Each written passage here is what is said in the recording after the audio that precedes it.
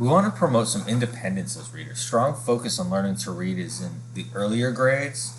Then there's a shift to focus on functional reading as they enter transition years.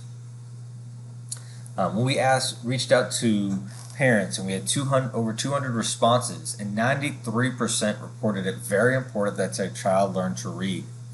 85% reported belief that there is a difference in life outcomes between children who can read and those who cannot.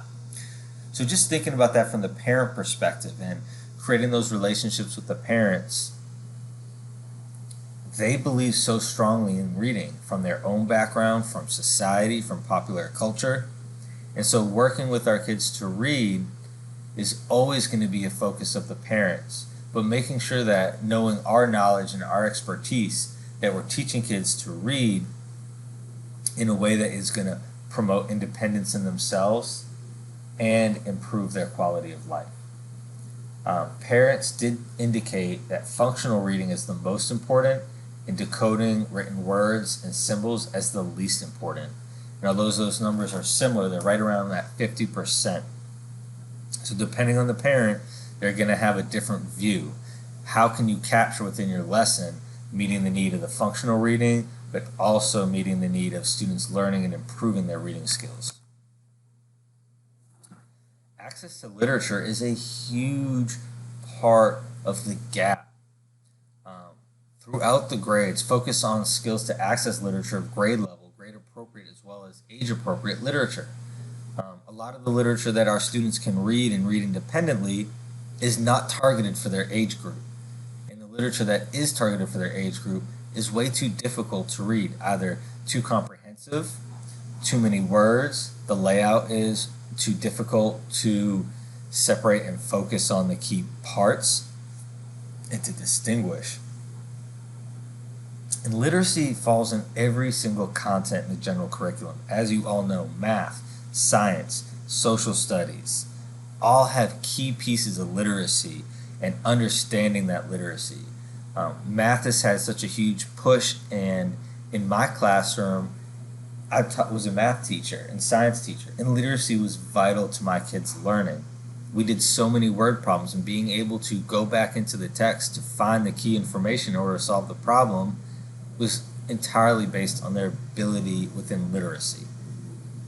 So below you can see some examples of Chapter 2 from Peter Pan, an adapted version, and Chapter 2 of Peter Pan, the version that the students are receiving. And so you can see and compare the amount of information, the amount of detail, the words that are used. There's less, but they're still able to engage with and understand comprehension questions. The challenge with tackling comprehension is it requires reading between the lines and making inferences. You need to have receptive and expressive skills. So if a teacher is doing a think aloud or modeling, depending on your ability to receive that information is going to impact your ability to emulate it. It requires short-term memory, the ability to recall, to go back into that short-term memory.